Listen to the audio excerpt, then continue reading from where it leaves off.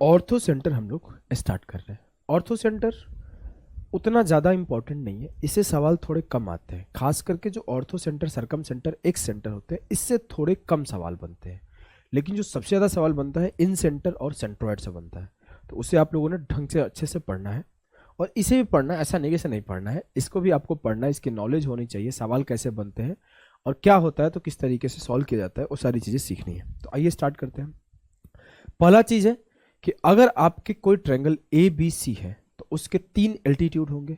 मान लेते ये पॉइंट ए डी पर है, ये आपका बी पर है और ये आपका सी एफ पर है। बोलोगे जी सर। एक को H1, एक को H2, एक को H3 से हमने डिनोट कर दिया। ए के सामने वाले साइड को छोटी ए, बी के सामने वाले साइड को छोटी बी और सी के सामने वाली छोटी साइड को छोटी सी लिखा। और यहां से हमने बोला कि जो एरिया ऑफ ट्रायंगल होता है, जो कि हमने ऑलरेडी एरिया ऑफ ट्रायंगल में पढ़ा रखा है, और 1/2 बेस इंटू हाइट, 1/2 बी होना चाहिए ना यहाँ पे भाई। देखो रहे हो हमारा टाइपिंग भैया को, BH2 और ये CH3 होता है। अब मैं बोलूं AH1 बराबर BH2 बराबर CH3, क्या होगा देश का भविष्य। यहां से मैं साफ साफ बोल दूंगा कि H1 ratio H2 ratio H3 जो होगा 1/A ratio 1/B ratio 1/C होगा। क्या आपको कोई समस्या नहीं। आगे चीज समझना है कि जहां पे मेरे तीनों एल्टीट्यूड कट कर रहे होंगे, जहां पे मेरे तीनों एल्टीट्यूड या फिर हाइट कट कर रहे होंगे, इसको एल्टीट्यूड बोलते हैं। ये बात आपको ध्यान रखना। जो मेरा परपेंडिकुलर होता है एक वर्टेक्स से निकल के दूसरे साइड पर, जैसे इस वर्टेक्स से निकल के दूसरे साइड पे परपेंडिकुलर है, इस वर्टेक्स से निकल के इस साइड पे परपेंडिकुलर है, इस वर्टेक्स से निकल के इस साइड पर परपेंडिकुलर है, तो जो मेरा ये परपेंडिकुलर होता है इसे हम लोग एल्टीट्यूड बोलते हैं। और जहां पे तीनों एल्टीट्यूड कट करता है, कटिंग पॉइंट ऑफ या फिर intersection point of all the altitude of a triangle is called ortho centre.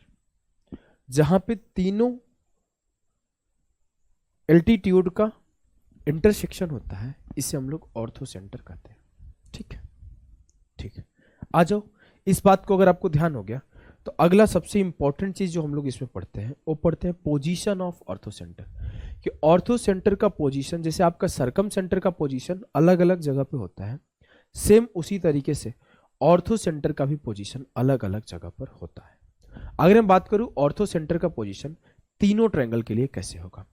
For acute angle triangle, जिसको हम लोग न्यून कोण त्रिभुज कहते हैं, फॉर राइट एंगल ट्रायंगल, जिसको हम लोग समकोण त्रिभुज कहते हैं, and for obtuse angle triangle, जिसको हम लोग अधिक कोण त्रिभुज कहते हैं। अब हमने क्या पढ़ा कि जो मेरा ऑर्थो सेंटर होता है वो तीनों एल्टीट्यूड का इंटरसेक्शन पॉइंट होता है। हमने बोला दिस, दिस और दिस, इस तीनों के तीनों का इंटरसेक्शन पॉइंट ये है, मतलब ये ऑर्थो सेंटर है। In the case of acute angle triangle, ortho centre lies inside the triangle. Acute angle triangle के केस में जो ऑर्थो सेंटर है वो ट्रायंगल के अंदर होता है। अगला, in the case of right angle triangle, जो आपका ऑर्थो सेंटर है एट द राइट एंगल होता है। सर कैसे ऐसे होता है। अगर मैं बात करूं कि इस वर्टेक्स से हमने परपेंडिकुलर डाला अपने अपोजिट साइड पर, तो यहां आके गिरा। इस वर्टेक्स से हमने परपेंडिकुलर डाला इसके अपोजिट साइड पर, तो इस पे डाला। इस वर्टेक्स से हमने परपेंडिकुलर डाला तो इस पे गिरा। अब हमने तीनों परपेंडिकुलर लाइन का कटिंग पॉइंट खोजा, तो ये मेरा एक परपेंडिकुलर लाइन था, ये मेरा एक परपेंडिकुलर लाइन था और ये मेरा एक परपेंडिकुलर लाइन था। तो इस तीनों का कटिंग पॉइंट राइट एंगल पे मिला। तो आपको पता होना चाहिए जो राइट एंगल ट्रायंगल है उसका जो ऑर्थो सेंटर होता है राइट एंगल पर होता है। अगर आपको याद है तो सरकम सेंटर आप पढ़े थे, वो हाइपोटेनस पर होता है राइट एंगल के केस में, याद है ना जी सर। अब अगला बात होगा ऑर्थो सेंटर जब ऑब्ट्यूज एंगल ट्रायंगल हो तब क्या होता है। ऑब्ट्यूज एंगल ट्रायंगल का हमने बात किया कि ये मेरा ट्रायंगल है, हमने बात किया इस पर्टिकुलर साइड से अपोजिट, इस पर्टिकुलर वर्टेक्स से अपोजिट साइड पर हमने एल्टीट्यूड डाला, ये एल्टीट्यूड है। इस पर्टिकुलर साइड से हमने इसके अपोजिट साइड पर एल्टीट्यूड डाला जो कि यह है, और इस पर्टिकुलर वर्टेक्स से इसके अपोजिट साइड पर एल्टीट्यूड डाला जो कि यह है। भैया कुछ समझ में नहीं आ रहा है, हमने इससे डाला तो यहां 90 बना, इससे डाला तो यहां 90 बना, इससे डाला तो यहां 90 बना। सर एल्टीट्यूड तो कट ही नहीं कर रहा है, क्या करूं? हमने इस एल्टीट्यूड को आगे बढ़ाया, हमने इस एल्टीट्यूड को आगे बढ़ाया, हमने इसको पीछे बढ़ाया, एक हमें पॉइंट मिला जहां पे तीनों एल्टीट्यूड कट कर रहे हैं और वो बाहर है पॉइंट। और ये भी आपको ध्यान देना है, नीचे लेफ्ट साइड में है, तो आपको ऑर्थो सेंटर पीछे मिला, बैक साइड में। ऑब्ट्यूज एंगल ट्रायंगल के इस साइड में ऑर्थो सेंटर मिला। अगर आपको ध्यान हो तो जो सर्कम सेंटर मिलता है इसके बड़े वाले भुजा के आगे की तरफ मिलता है, और जो इसका ऑर्थो सेंटर मिल रहा है इसके बड़े वाले भुजा के पीछे की तरफ मिल रहा है। तो आपको ध्यान देना है, in the case of obtuse angle triangle ortho centre lies outside the triangle.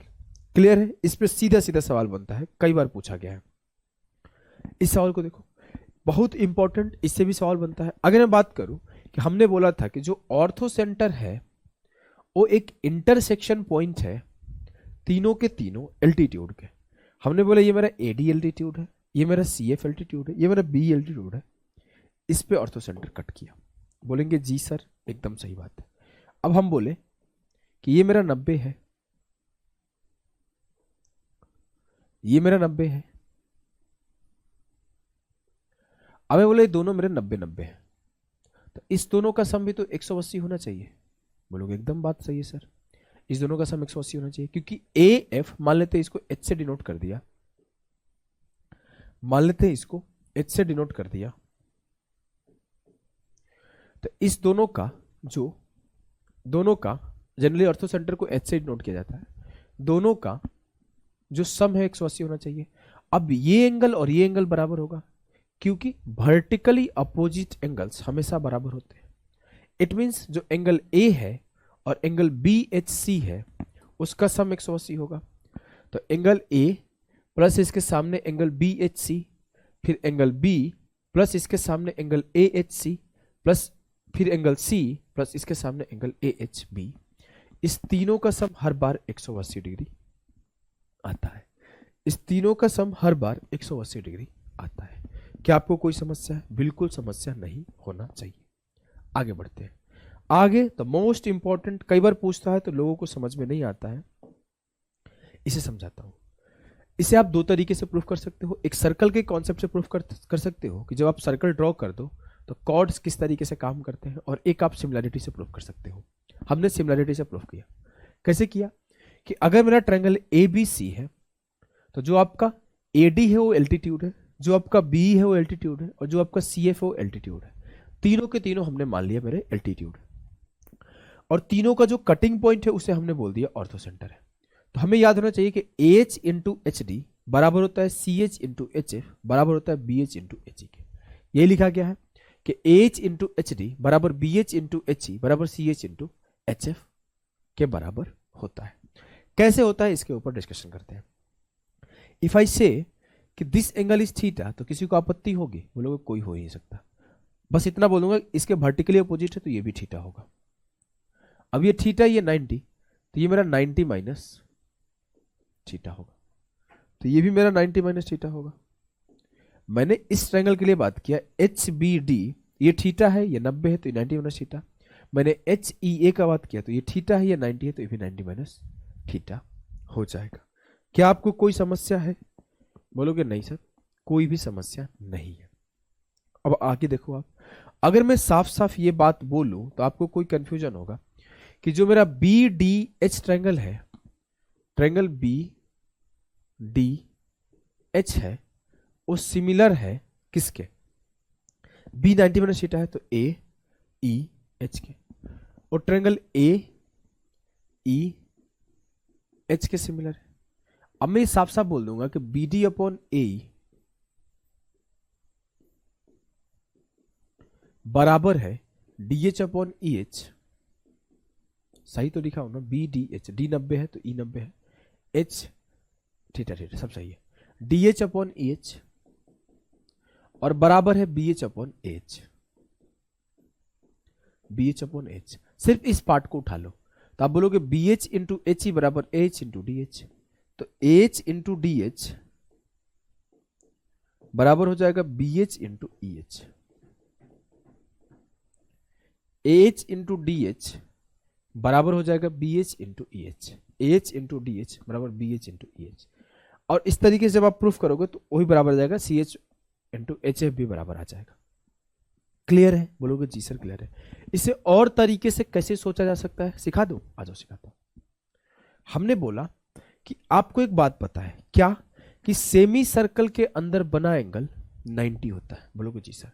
अगर मैं BC को डायमीटर मान के एक सर्कल ड्रॉ कर दिया, BC को डायमीटर मान के एक सर्कल ड्रॉ कर दिया, देखो ठीक से,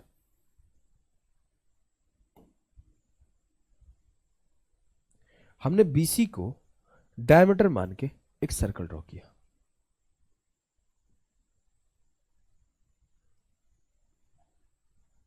ध्यान देना,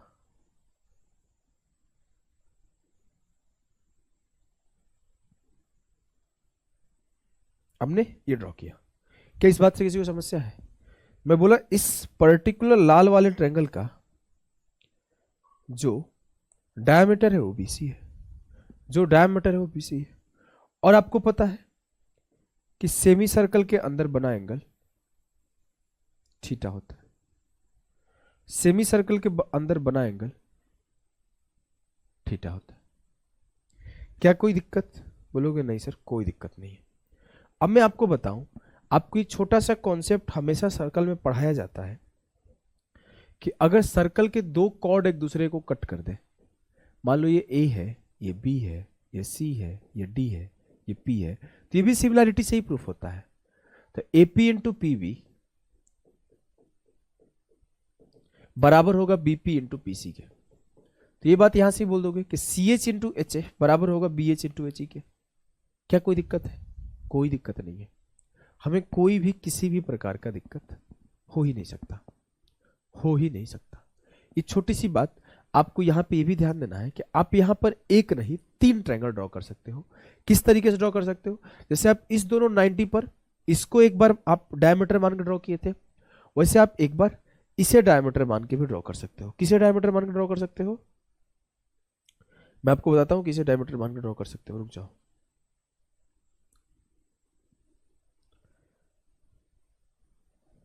देखो ये मैं क्लोन इसका बनाया और एक क्लोन और बना देता हूं, 2 क्लोन। आप एक बार AB को डायमीटर मान के ड्रॉ कर सकते हो, एक बार आप AB को डायमीटर मान के ड्रॉ कर सकते हो। कुछ इस तरह से ड्रॉ हो जाएगा।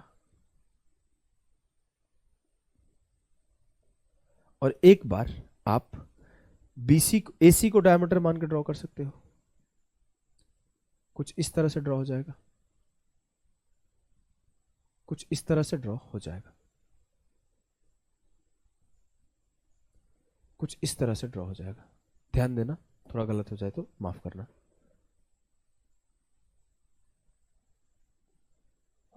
देखो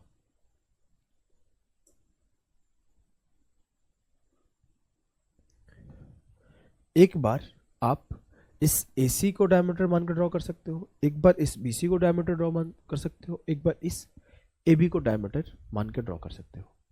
3 सर्कल आप ड्रॉ कर सकते हो। इसमें और एक बेहतरीन कॉन्सेप्ट पढ़ने को होता है, मैं वो कॉन्सेप्ट भी आपको सिखा दूंगा। मैं चाहता हूं इसी फिगर में सिखा दूं, मुझे फिगर नहीं बनाना पड़ेगा, आसान हो जाएगा मेरे लिए। मुझे फिगर नहीं बनाना पड़ेगा, मैं ना क्या करता हूं इसी में सिखाऊंगा आपको उस फोटो को, उस कॉन्सेप्ट को। आपको यहां पर एक और बात सिखा दूं, आपको एक छोटा सा कॉन्सेप्ट साइक्लिक क्वाड्रिलेटरल में पढ़ाया जाता है। साइक्लिक क्वाड्रिलेटरल में क्या पढ़ाया जाता है कि साइक्लिक क्वाड्रिलेटरल वो क्वाड्रिलेटरल होते हैं जिनके अपोजिट एंगल का सम, लिख देता हूं अलग।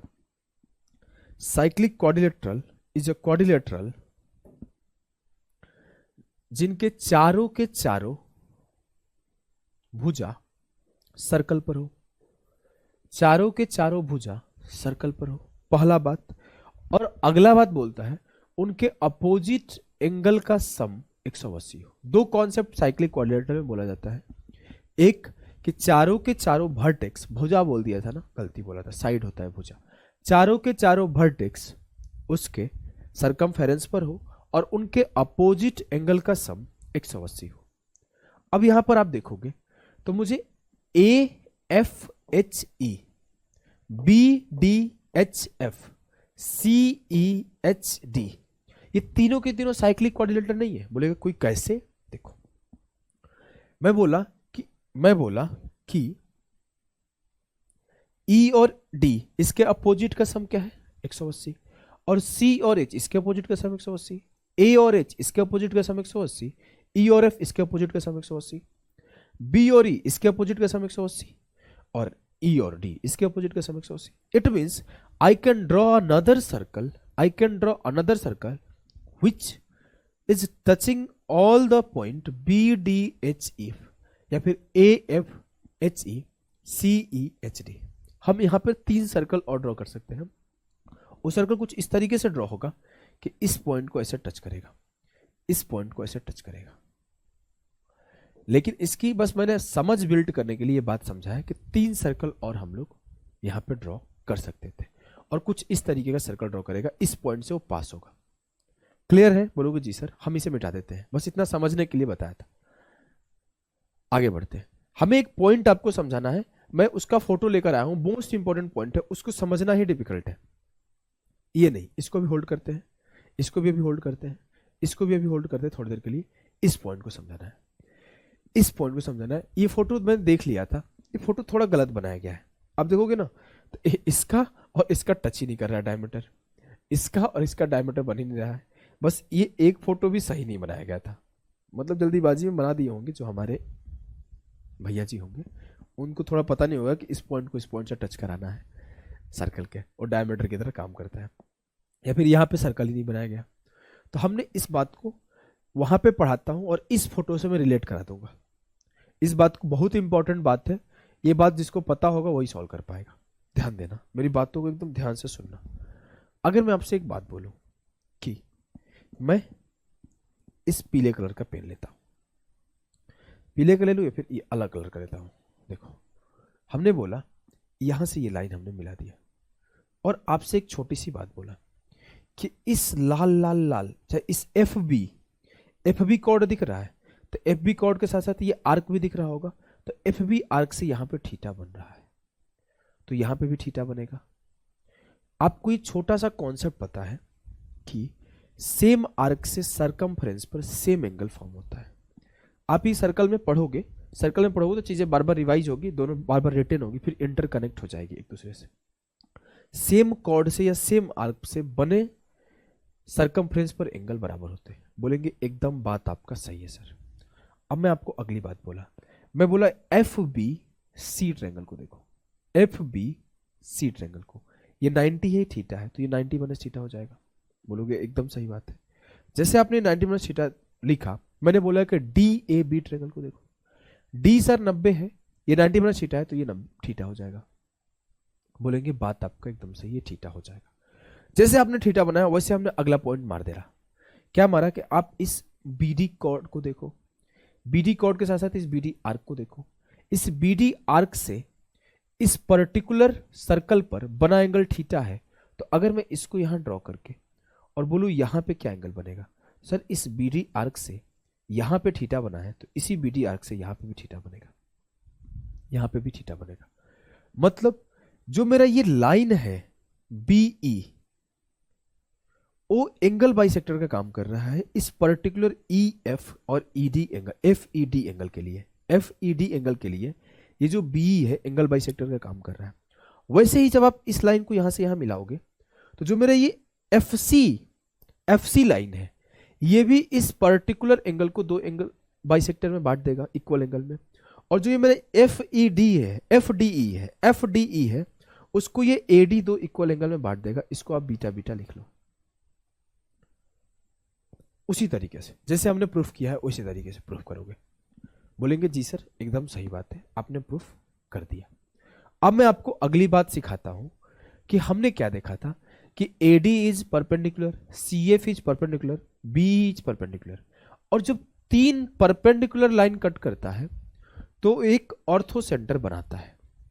ये बात सबको पता है।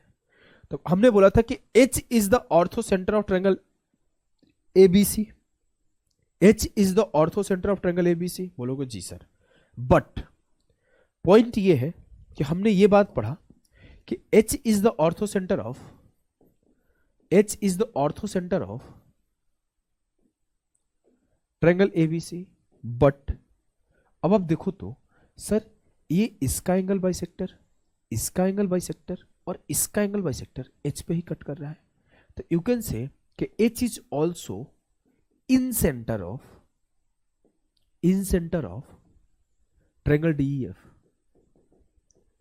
जो मेरा ट्रायंगल DEF है उसका जो इंटरनल एंगल बाइसेक्टर वो भी H पे कट कर रहा है। मतलब एक छोटा सा हम लोग यहाँ पे सर्कल ड्रॉ कर सकते हैं, एक छोटा सा यहाँ पे हम लोग सर्कल ड्रॉ कर सकते हैं ऐसे, और जिसका सेंटर ये होगा और वो DEF का इन सर्कल होगा और उसका ये इन सेंटर होगा। ये बढ़िया सा कॉन्सेप्ट है, बोलोगे जी सर। तो यही बात आपको यहाँ पे लिखा गया है और बहुत इंपॉर्टेंट है। इस पर एक सवाल CHSL में आया था, हालत खराब कर दी, CGL या CHSL में आया था, हालत खराब हो गया था, लोगों को समझ में नहीं आ रहा था। यहाँ पे यही बताया गया है कि for a smaller circle G is ortho centre and for bigger circle G is in centre. उल्टा लिख दिया गया है। क्या ही हमारे टाइपिंग वाले भैया करेंगे काम। मैं वहां पे जो लिखा हूं उस बात को लिख लेना आप। सर्कल होगा नहीं, इसको मैं डिलीट कर देता हूं। मैं तो फोटो देख के समझ गया था कि फोटो खराब है, तो मैं पढ़ा नहीं था उस स्टेटमेंट को। देखो मैं यहां पे बोला हूं for triangle ABC H is the ortho centre and for triangle FED H is the in centre. Clear है? बोलोगे जी सर, एकदम क्लियर है, कोई दिक्कत नहीं, कोई दिक्कत नहीं। आगे बढ़ते आगे बढ़ते, छोटा सा बात था, आगे बढ़ गए। अब एक चीज और सीखेंगे हम लोग, एल्टीट्यूड में रिलेशन क्या होता है, relation between all the altitude, relation between all the altitude, जो तीनों के तीनों आपके एल्टीट्यूड होते हैं उनके बीच का क्या रिलेशन होता है। इस रिलेशन से एक सवाल कभी कभी पूछ लेता है, और इन्हीं एल्टीट्यूड से कभी एरिया का सवाल अगर पूछ लेगा तो मैं आपको वो भी बता दूंगा, लेकिन वो कभी पूछा नहीं है। ये कभी सीडीएस में एक बार पूछ चुका है, इस वजह से मैं सिखा रहा हूं। ये सीडीएस में एक बार पूछ चुका है। मैं अगर बोलूं हमने क्या देखा था, हमने क्या देखा था कि अगर मैं बोलूं यहां पे, आप बाद में इसको नोट करना, मैं आपको पहले प्रूफ करा देता हूं। देखो प्रूफ करा देता हूं, अदरवाइज समझ नहीं पाओगे। मैं बोला मेरे पास एक ट्रायंगल है कुछ इस तरीके से ABC, इस साइड को A से डिनोट कर देता हूं, इस साइड को B से डिनोट कर देता हूं, इस साइड को C से डिनोट कर देता हूं। मैं बोलूं ये मेरा क्या है H1, ये मेरा क्या है H2, ये मेरा क्या है H3। मान लो ये H3 है, मान लो ये H2 है, मान लो ये H2 है, और मान लो ये H1 है। मैं बोलूं एरिया ऑफ ट्रायंगल ABC क्या होगा, एरिया ऑफ ट्रायंगल ABC क्या होगा, 1/2 AH1 बराबर 1/2 BH2 बराबर 1/2 CH3। मैं बोलूं कि एरिया का वैल्यू क्या है, अलग अलग केस में अलग अलग है। मैं बोलूं एक बार लिखा डेल बराबर 1/2 AH1। मैं यहां से बोलूं ए की वैल्यू क्या होगी, तो आप बोलोगे सर ए की वैल्यू होगी 2 डेल अपॉन H1। मैं बोलूं बी की वैल्यू क्या होगी, जब मैं बी को ऐसे लिखूंगा डेल बराबर 1/2 BH2। सर बी की वैल्यू होगी 2 डेल अपॉन H2। मैं बोला जब ऐसे लिखूंगा डेल बराबर 1/2 CH3, सी की वैल्यू क्या होगी 2 डेल अपॉन H3। अब मैं आपको बोलूं ए बी सी का हमने वैल्यू लिख रखा है, ए बी सी का हमने वैल्यू लिख रखा है। आपको फॉर्मेशन ऑफ ट्रायंगल में एक छोटी सी बात पढ़ाई जाती है कि जो सी है या फिर जो ए है या फिर जो बी है वो कहां से कहां तक लाई करता है। याद है कि जो ए है वो बी माइनस सी से बी प्लस सी के बीच में लाई करता है, जो मेरा बी है वो ए माइनस सी से ए प्लस सी के बीच में लाई करता है, और जो मेरा सी है वो ए माइनस बी से बी माइनस ए के बीच में लाई करता है। बी प्लस ए के बीच में लाई करता है, सबको याद है। वैसे मैं यहाँ पे ये लगा दूं, मान लो किसी भी जिस चीज के लिए यहाँ पे लिखा गया उसी को लगा दूंगा। यहाँ पे H1 को बीच में लिखा गया तो H1 को बीच में लिख लेंगे। जो मेरा A है वो B प्लस सी और B माइनस सी के बीच में लाई करेगा। तो A की वैल्यू क्या है, 2 डेल अपॉन H1 जो है वो 2 del upon H2 minus 2 del upon H3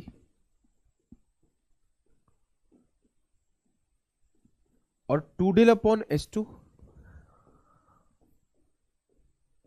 plus 2 del upon H3 के बीच में लाई करेगा।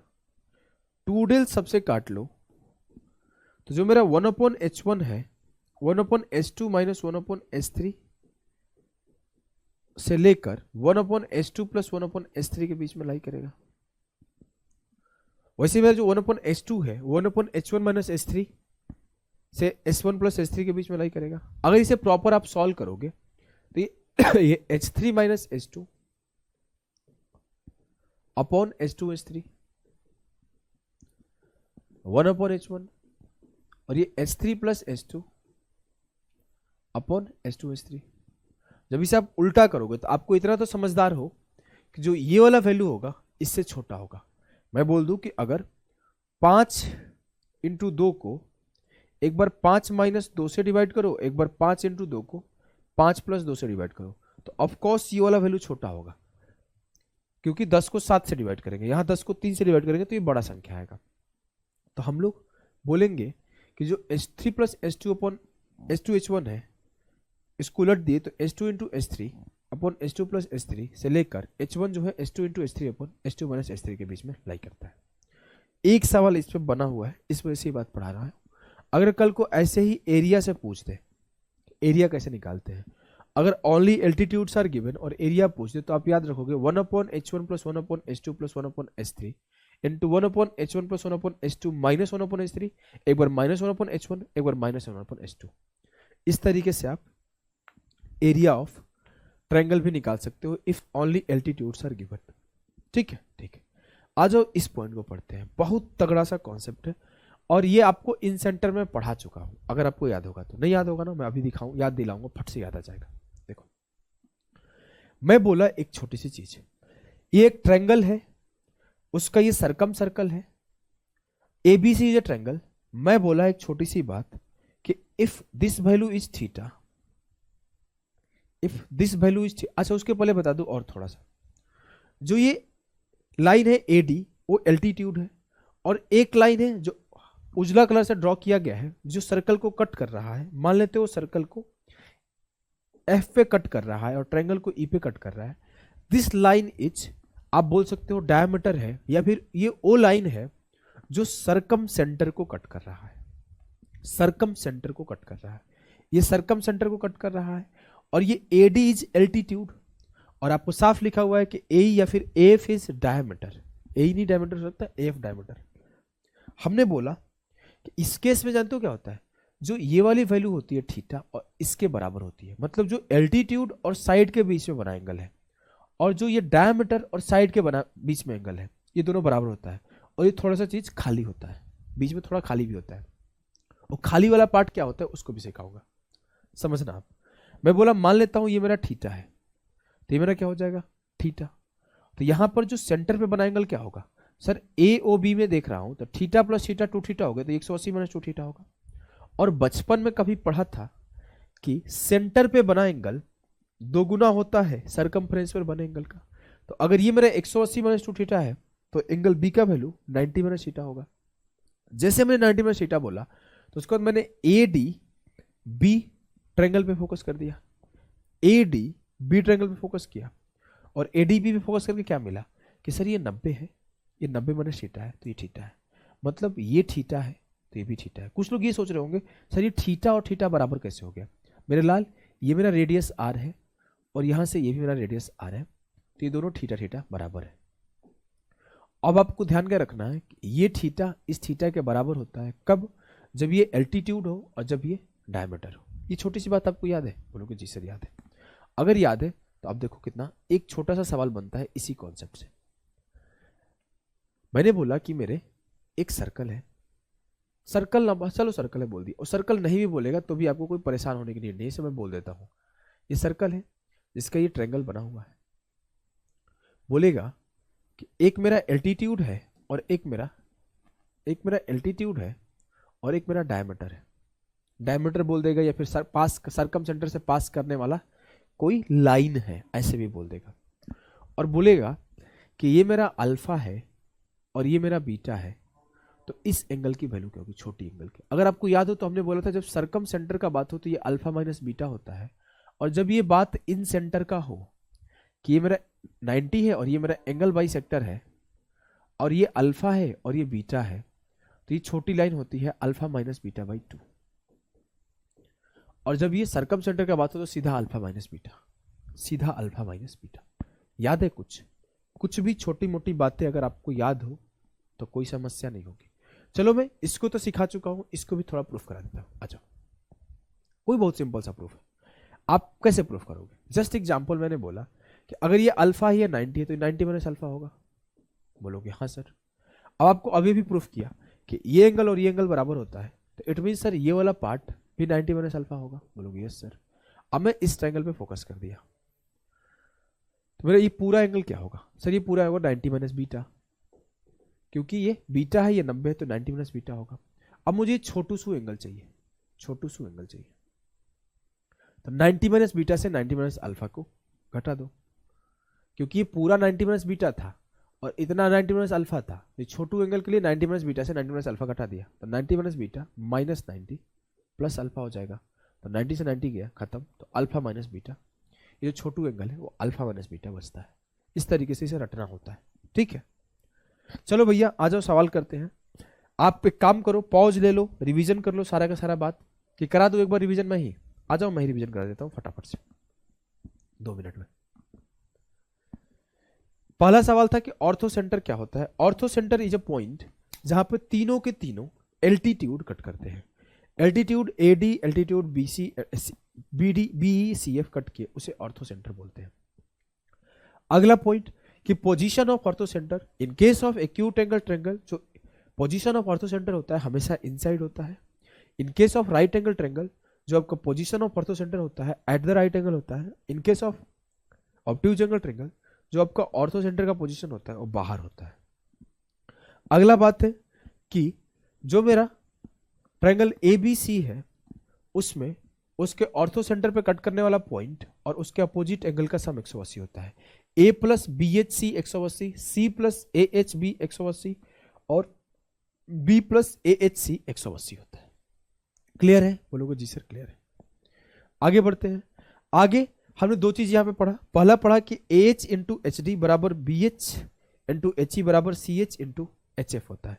दूसरा चीज पढ़ा कि जो ये पॉइंट एच है ओ ऑर्थो सेंटर है ट्रायंगल एबीसी के लिए, अगर उसके कटिंग पॉइंट को जहां पे एल्टीट्यूड कट किए हैं उसको मिला दिया जाए तो उस ट्रायंगल के लिए ये इन सेंटर है। इस बात को हमें ध्यान रखना है। आगे हमने पढ़ा एक बात और कि जो मेरा हाइट है वो उसका कहां से कहां के बीच में लाई करता है। जैसे मेरा 1/h1 है तो 1/h2 माइनस 1/h3 से 1/h2 प्लस 1/h3 के बीच में लाई करेगा। अगर 1/h2 है तो 1/h3 माइनस 1/h1 से 1/h3 प्लस 1/h1 के बीच में लाई करता है। अगर मुझे सिर्फ एल्टीट्यूड दिया हो और मुझसे एरिया पूछे तो मैं सिंपली कर दूंगा 1/h1 plus 1/h2 plus 1/h3 into 1/h1 plus 1/h2 minus 1/h3, एक बार माइनस 1/h1, एक बार माइनस 1/h2 करके एरिया निकाल दूंगा। अगली बात ये पढ़ा कि अगर मुझे ये अल्फा हो, ये बीटा हो और ये मेरा एल्टीट्यूड हो, ये मेरा सरकम सेंटर का डायमीटर हो, तो जो इस छोटू एंगल का वैल्यू होता है वो अल्फा माइनस बीटा होता है। ठीक, आज जो सवाल करते हैं, ortho centre of obtuse angle triangle lies on outside the triangle. वही बात सिखाया था कि सिर्फ इसका सवाल सीधा आता है कि ऑब्ट्यूज एंगल ट्रायंगल में बाहर और राइट एंगल ट्रायंगल में एट राइट एंगल। इस सवाल को करो।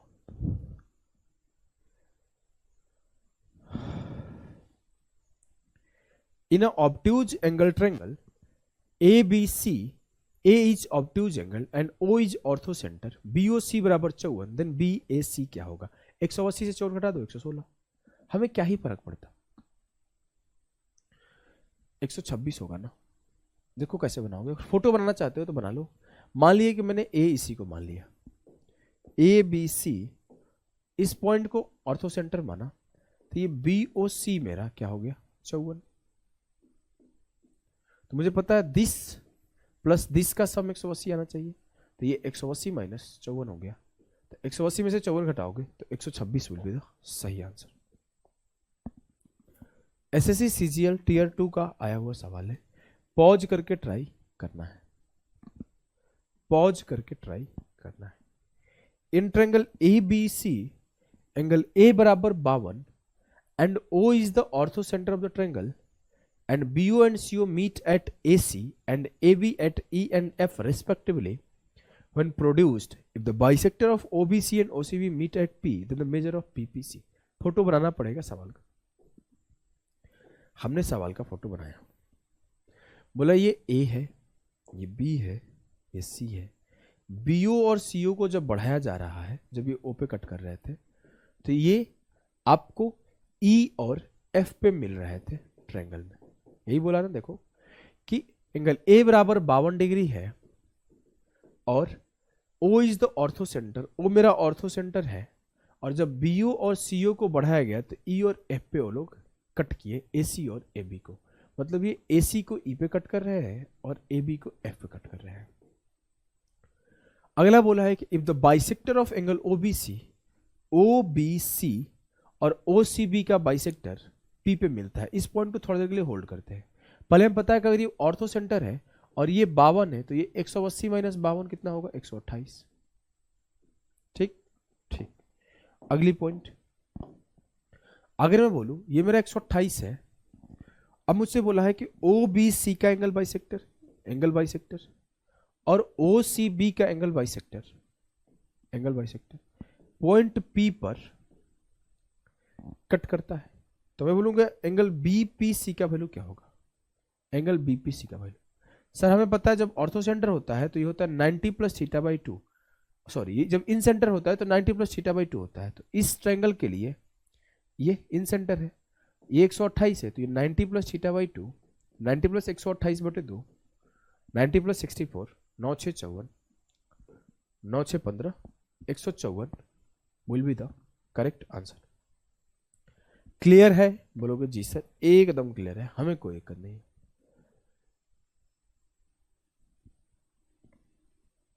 इन ट्रायंगल ABC, एक सेकंड होल्ड करना आप लोग। इस क्वेश्चन पे थे हम लोग, इस सवाल को सॉल्व करिए आप लोग, इजीली आप सॉल्व कर भी लिए होंगे कि ट्रायंगल ABC, A बराबर है 50 degree, B and CF are perpendicular on AC and AB at E and F। अगर मैं फोटो बनाता हूं तो कुछ ऐसे फोटो बनेगा कि ट्रायंगल ABC में A का वैल्यू 50 डिग्री गिवन है और B एंड CF, कोई टेक्निकल समस्या हो गया था इस वजह से बीच में क्लास ब्रेक हो गया। B and CF are perpendicular, साफ साफ बोला है कि E AC पर है और F आपके AB पर है, तो यहां पे बोला है और ये दोनों कट कर रहे हैं एक दूसरे को पॉइंट H पर, और बोला ये 50 है। जैसे ये बात बोला हमें इतना पता कि परपेंडिकुलर कट कर रहा है, मतलब ये ऑर्थो सेंटर होगा, तो इसकी वैल्यू 130 होगी। मैं एक सेकेंड में बोल दूंगा क्योंकि मुझे ये बात पता है कि इस दोनों का सम 180 होता है। आगे बढ़ते हैं। आगे बोला the bisector of HBC and HCB intersect at P पर इंटरसेक्ट करते हैं। हमने इसके बाइसेक्टर को P पर कट कराया। अब इसके एंगल बाइसेक्टर है, HBC और HPC के एंगल बाइसेक्टर है जो कि यहां पे कट कर रहा है। बोला है कि एंगल BPC का वैल्यू क्या होगा। आपको भी पता है एंगल बाइसेक्टर जो कट करते हैं इन सेंटर होता है और इन सेंटर का वैल्यू होता है 90 प्लस थीटा बाई 2। तो HBC ट्रायंगल के लिए ये P इन सेंटर है तो इसका वैल्यू होगा 90 प्लस थीटा बाई 2। तो 90 प्लस 130 बाई 2, 90 प्लस 65 55 लिख सकते हो। 90 प्लस थीटा बाई 2 मतलब 130 बाई 2, तो 90 प्लस 65 155, 155 डिग्री। क्लियर है? क्लियर है। इस सवाल को करो। In ABC the perpendiculars drawn from A and B and C meet the opposite D E F respectively, जिसमें बोला गया कि A D B A C F intersect at point P, E P D 116 है। Photo बनाते हैं भैया, साफ साफ बात। ये हुआ मेरा ट्रायंगल ए बी सी, और ये ए डी, ये बी, और ये सी एफ पी पर कट किए, पी है ना, पी पर कट किए। ई पी डी की वैल्यू मुझे गिवन है, ई पी डी इसकी वैल्यू गिवन है, या फिर मैं बोल सकता हूं इसकी वैल्यू गिवन है। दोनों का मतलब तो सेम है। बोलोगे जी सर क्योंकि ये वर्टिकली अपोजिट एंगल है। तो ई पी डी 116 है, तो आप बोल सकते हो ए पी बी भी 116 है। तो मैं आप ये जैसे 116 बोला तो मैं ये बोल दूंगा कि इसका और इसका सम 180 होता है, तो ये मेरा 64 हो जाएगा। तभी तो 116 प्लस 64 180 होगा। बोलोगे एकदम बात में दम है सर। अगला बोला है कि the bisectors of angle A and B meet at Q. जो एंगल ए और एंगल बी के बाइसेक्टर है वो पॉइंट क्यू पर मिलते हैं। मान लेते हैं एंगल ए के बाइसेक्टर और एंगल बी के बाइसेक्टर यहाँ पे क्यू पर कहीं मिल रहा है। सर ये एंगल बाइसेक्टर है, इट मीन्स क्यू जो है मेरा इन सेंटर है। तो क्यू, ये अगर कोई मुझसे ए क्यू बी वैल्यू पूछेगा तो मैं बोलूंगा 90 प्लस थीटा बाई 2, तो 90 प्लस 64 बाई 2, तो 90 plus 32, 90 plus 32 122 will be the सही उत्तर ऑफ द सवाल। क्लियर है? इन सेंटर का मतलब होता है 90 प्लस थीटा बाई 2। इतना ही हमें आता है और कुछ हमें नहीं आता है। समस्या हो ही नहीं सकता। इसको करो। In triangle A B C H is the orthocentre, H जो है ऑर्थो सेंटर है। O is the circumcentre, O जो है सर्कम सेंटर है। पहला लाइन सर ये थीटा इस थीटा के बराबर होगा, जैसे ये बात कोई हमसे बोला। और ये बात भी मैं बोल सकता हूं कि अगर ये मेरा अल्फा है और ये मेरा बीटा है, तो जो ये बीच वाला वैल्यू होगा ये अल्फा माइनस बीटा होगा। तीन चीजें मैं बोल सकता हूं, पढ़ा रखा हूं, तीन चीजें पढ़ा रखा हूं। पहला पढ़ा रखा था कि ये दोनों थीटा थीटा बराबर होता है, और अगर ये अल्फा ये बीटा है तो इनके बीच की वैल्यू अल्फा माइनस बीटा होता है। ये हमें तो रटा रटा ऐसा है। पूछा क्या है? बोले बी ए एच 30 है, बी ए, और कुछ पूछेगा नहीं, दो ही चीज पूछ सकता है आपको, ये देके ये पूछ सकता है या फिर ये दोनों देके ये पूछ सकता है। बी ए एच 30 है, बी ए एच 30 है, तो ओ ए सी बताओ, ओ ए सी। देखो यही पूछा ना 30, ये 30 हो जाएगा, ये भी 30 हो जाएगा। ये तो आपको प्रूफ करा रखा। अगर आपको फिर भी सॉल्व करना है तो आप इजीली सॉल्व कर सकते हो। करा दो क्या? लिखो। इसको आगे बढ़ाओगे तो ये परपेंडिकुलर होगा। बोलोगे जी सर ये 30 है तो ये 60 होगा। क्यों? क्योंकि ये 90 है, तो 30 60 90 का ट्रायंगल बन गया। हमने इसको इससे मिला दिया, ऑर्थो सेंटर था, इसको इससे मिला दिया। अब मेरा ये भी सर्कम रेडियस है, ये भी सर्कम रेडियस है, ये मेरा 60 है, तो सर्कम रेडियस पे बनने वाला एंगल क्या होगा? 60 दूना 120। अब मेरा ये एंगल अगर 120 है और ये दोनों बराबर है तो ये दोनों 30 30 होंगे, ये दोनों 30 30 होंगे। क्लियर है? बोलोगे जी सर क्लियर है। वैसे इतना लिखने की नीड होती नहीं है, ये सब चीजें आपको याद होनी चाहिए। इस सवाल करो। The vertices of triangle A B C lie on a circle with centre O. A B C के शीर्ष पर ओ केंद्र वाले वृत्त पर स्थित है। A O is produce to meet the circle at the point P. हमने बोला कि ये रहा सर्कल, ये ए, ये बी, ये सी। मान लेते हैं इसका केंद्र यहां है, तो ये एओ केंद्र पर स्थित था। और जब एओ इज प्रोड्यूस किया गया to meet the circle at the point P, circle को पॉइंट पी पे मीट कर रहा है। D is a point on B C, D एक पॉइंट है बी सी पर, such that A D perpendicular on B C, A D is perpendicular on B C if B बराबर 68 degree, if B बराबर 68 degree. तो मुझसे बोला है कि वैल्यू ऑफ सी बराबर 52 डिग्री, तो value of D A P, D A P. तेज बच्चा तो सीधा बोल देगा, तेज बच्चा तो याद रखेगा कि 68 माइनस 52 16 डिग्री सही उत्तर होगा। 68 माइनस 52 16। नॉर्मल बच्चा सॉल्व करने में टाइम वेस्ट करेगा, नॉर्मल बच्चा सॉल्व करने में टाइम वेस्ट करेगा, तो आपको टाइम वेस्ट थोड़ी करना है। आपने तो याद रखना ये फॉर्मूला, आपने तो याद रखना ये फॉर्मूला। ठीक, चलो भैया आगे बढ़ते हैं। आगे है triangle A B C is inscribed in a circle with centre O. A O is produce to meet the circle at K. Same सवाल है, A D perpendicular on B C, B बराबर 80, सी बराबर 64, तो क्या होगा? मेजर ऑफ डी ए के 80 माइनस 64 16। खुद से फोटो बनाओ और करो, इस सवाल करो। ये सवाल बहुत ही तगड़ा सवाल है। मैक्सिमम लोग इस सवाल को कर नहीं पाए थे, लेकिन जिसको वो कॉन्सेप्ट याद है कि जो मेरा, कौन सा कॉन्सेप्ट बता देता हूं, कि जो मेरा ये एल्टीट्यूड्स है, जो मेरे एल्टीट्यूड्स है, अगर इनको मिला दूं मैं,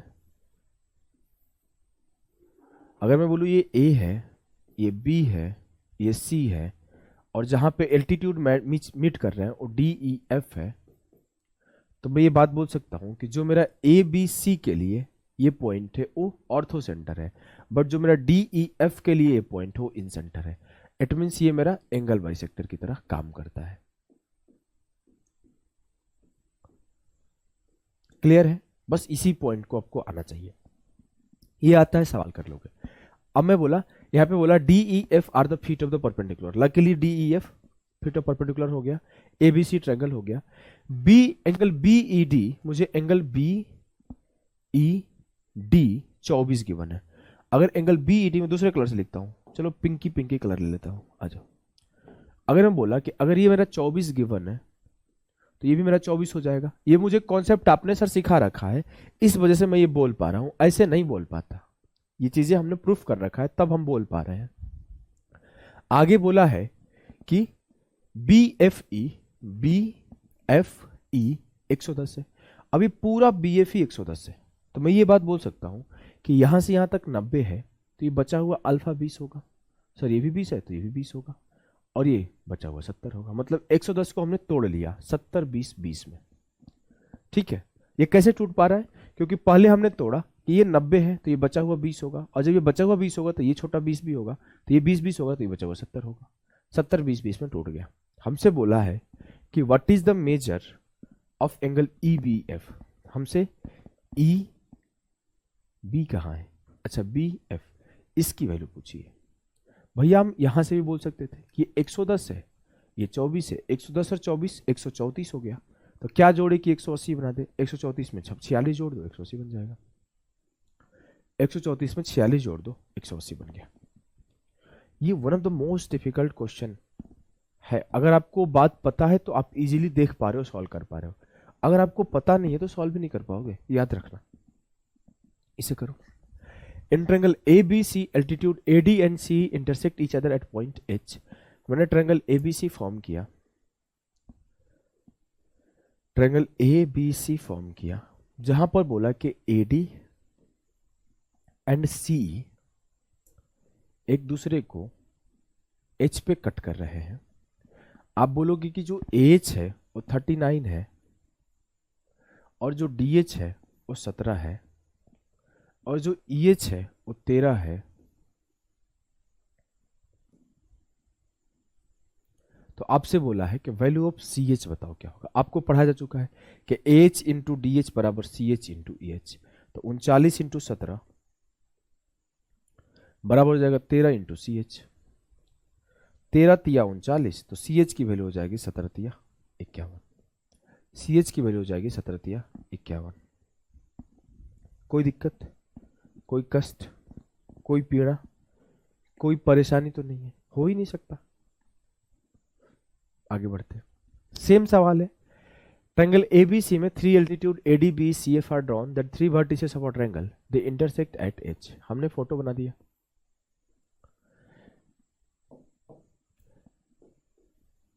ए B C D, A D B C F, A D B and C F. बोला है कि they intersect each other at H. ये एच पर एक दूसरे को इंटरसेक्ट करते हैं, जहां पर ए एच जो है वो 12 है और बी एच जो है वो 9 है, और आपका जो length of altitude A D है वो 15 है। तो ए डी 15 है, एच 12 है, तो बचा हुआ 3 हो जाएगा। मुझे पता है दिस इंटू दिस बराबर दिस इंटू दिस, तो 12 गुणे 3 36 हो रहा है, तो 9 गुणे 4 36 होगा, तो इसका वैल्यू 4 हो जाएगा। अब बोला है find the length of altitude B. B का लेंथ क्या होगा? 9 और 4 13, 9 और 4 13। क्लियर है? बोलोगे जी सर क्लियर है। In triangle A B C altitude A D बराबर 6 एंड एल्टीट्यूड सी बराबर 9 which can be not be the third altitude of the triangle. आपको पढ़ाया जा चुका है कि अगर मैं बोलूं कि जो मेरा एल्टीट्यूड 1/h1 है, ये 1/h2 माइनस 1/h3 से लेकर 1/h2 प्लस 1/h3 के बीच में लाई करता है। मतलब 1/h2 माइनस 1/h3 से ये छोटा होगा और 1/h2 प्लस 1/h3 से 1/h2 माइनस 1/h3 से ये बड़ा होगा और इससे छोटा होगा। ये बात आपको याद रहना चाहिए। मुझे बोला है कि 3 एंटीट्यूड है A D C E B F जो होगा, मुझे एक 6 दिया है, एक 9 दिया है, तो पूछ रहा तीसरा क्या नहीं हो सकता है। तो मैं सिंपली ये कर दूंगा 1/6 माइनस 1/9 से लेकर 1/6 प्लस 1/9 तक होगा। हमने सॉल्व किया, 9 से 6 गया 3/54। ऐसे क्यों कर रहे हैं? ऐसे कर लेते हैं ना, ऊपर नीचे 3 से मल्टीप्लाई किया 3/18 है, ऊपर नीचे 2 से मल्टीप्लाई किया 2/18 है, तो 3 माइनस 2 1/18 1/h1 और ये 3/18 2/18 5/18। अगर इसे उल्टा करूंगा तो ये 18/5 यहां आ जाएगा। क्योंकि आप क्यों ऐसा हो रहा है पता है ना, अगर मैं बोलूं कि 2 छोटा है 3 से, लेकिन जो 1/2 है वो बड़ा होता है 1/3 से, क्योंकि 1/2 0.5 आएगा और 1/3 0.33 आएगा, तो ये बड़ा हो जाएगा। इसीलिए जब उसको उल्टा कर रहे हो तो इसका आपका साइन भी रिवर्स हो जा रहा है, साइन भी रिवर्स हो जा रहा है। आप ऐसे बोलोगे कि 1/18 अब बड़ा होगा, सॉरी 1/18 उल्टा हो जाएगा, तो 18 अब बड़ा होगा h1 से और h1 बड़ा होगा 18/5 से। ये साइन उल्टा हो जाएगा। अब मेरा जो h1 की वैल्यू है, अगर इसे डिवाइड करता हूं तो 18 और 5 दिया 15, 5 6 30, 3.6 से 18 के बीच में आएगा, 3.6 से 18 के बीच में आएगा। अब मेरे से एक वैल्यू यहां पर जो दिया गया हाइट का 19 दिया गया है, तो ये 19 कभी हो ही नहीं सकता, या तो 3.6 से बड़ा हो या 18 से छोटा हो, वो दोनों पॉसिबल है, लेकिन वो ये नहीं हो सकते हैं कि 18 से बड़ा हो। क्लियर है? जी सर क्लियर है। इस सवाल को करिए। फिर सवाल है ट्रायंगल एबीसी में A D B and C F are perpendicular to B C, A C and A B are respectively B C A C and A B. हमने फोटो बना देते हैं, चलो आ जाओ। ट्रायंगल एबीसी में A D B and C F जो है आपके सामने है। बोला है कि बीसी एसी एंड एबी पर परपेंडिकुलर है। अब बोला है कि ratio of angle A B C 5:4:3 है। जो ए बी सी का रेशियो है वो 5:4:3 है। तो मैं बोलूंगा कि एंगल ए बी सी का वैल्यू क्या होता है, ए प्लस बी प्लस सी 180 के बराबर होगा। तो 5 4 9 3 12, 12 यूनिट बराबर होगा 180 के, तो 1 यूनिट बराबर होगा 15 के, तो 5 यूनिट बराबर होगा 15 5 75, मतलब एंगल ए 75 होगा। 4 यूनिट बराबर होगा 15 चौके 60, मतलब एंगल भी 60 होगा। और 3 यूनिट बराबर होगा 15 तिया 45, 45 डिग्री। क्या आपको तीनों के तीनों एंगल मिल गए? बोलो कि जी सर तीनों के तीनों एंगल मिल गए।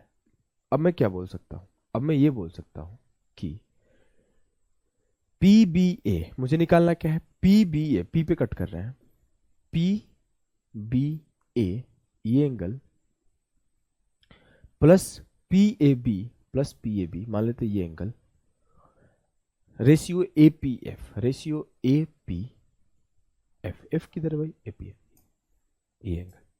तो पहले हम लोग ए पी एफ निकालते हैं। अच्छा ए पी एफ निकालते हैं। तो मैं बोला ये 75 है तो ये 105 होगा, ये 75 है तो ये 105 होगा। एंगल एपीएफ में ये 75 है तो ये 105 होगा। ठीक है ठीक है। अब मैं बोल दिया ये 105 है तो ये वाला 75 होगा, तभी तो ये 180 होगा। अगर ये 75 है, अच्छा चलो इतना मेहनत क्यों करना, हटाओ। मेरा ये 105 कैसे आया इतना तो समझ गए? बोलोगे जी सर। ये 105 कैसे आया समझ गया, तभी तो इस दोनों का सम 180 होगा। अगर ये 45 है तो मेरा ये जो एंगल होगा वो क्या होगा? ये 135 होगा। अगर ये 135 होगा तो इस दोनों का सम क्या होना चाहिए कि ए पी बी 180 हो जाए। तो बोलो कि इस दोनों का सम 45 होना चाहिए, 45 हो गया। 15 से काटो, 15 3 45, 15 7 105, 3:7। पी बी ए और पी ए बी का सम 45 आ रहा है। ए पी एफ, ए पी एफ, एफ किधर? अच्छा मैंने थोड़ा सा गलती कर दिया। ए पी एफ की वैल्यू कुछ और आएगी। हमने इसको 105 निकाला था यहां से यहां तक, और इसको 135 निकाला। मुझे ए पी एफ ये वैल्यू बताना था। अगर मैं बोलूं कि इस पूरे लाइन पे देखो तो ये 180 बनाएगा, बोलोगे जी सर। तो ये अगर ये 105 है तो ये 75 हो जाएगा, और फिर 135 माइनस 75 करोगे तो 5 से 5 गया 0, तेरे 7 गया 6, ये 60 होगा। जो ए पी एफ की वैल्यू है वो 60 होगी। तो 15 चौके 60, 3:4 उत्तर आएगा। समझ में आया कि नहीं आया? फिर से सिखाऊं, फिर से सिखाऊं क्या? देखो ध्यान देना मेरे इस पिंक वाले पेन पर। इतना तो समझ में आ गया होगा कि 75 कैसे आया है, ये 45 कैसे आया है, ये 60 कैसे आया है। बोलोगे जी सर इतना आ गया। अब आप ध्यान देना मेरी बातों पर, बहुत सिंपल है, बिल्कुल डिफिकल्ट नहीं है। अगर ये 75 है, सिर्फ यहां से यहां तक का एंगल 105 होगा। अगर मैं इस पूरे एंगल को निकालूं तो ये स्ट्रेट एंगल 180 बनना चाहिए। तो अगर ये मेरा 105 है तो ये बचा हुआ 75 हो जाएगा। बोलोगे जी सर। ये मेरा 45 है तो ये पूरा का पूरा 135 होगा। बोलेंगे जी। तो ये पूरा 135 हुआ और इतना 75 था तो ये बचा हुआ 60 हो गया। मतलब जो मेरा ए पी एफ का वैल्यू है वो 60 हो गया। और अगर ये में पूरा 135 है तो इस दोनों का सम 45 होगा, तभी तो 180 होगा। तो 45 हो गया। रेशियो निकाल दिए, 3:4 हो गया। आपका ऑर्थो सेंटर यहीं पे खत्म होता है। तो अभी के लिए इतना ही, मिलते हैं आगे के लेक्चर में। तब तक के लिए बाय बाय, टाटा सभी को।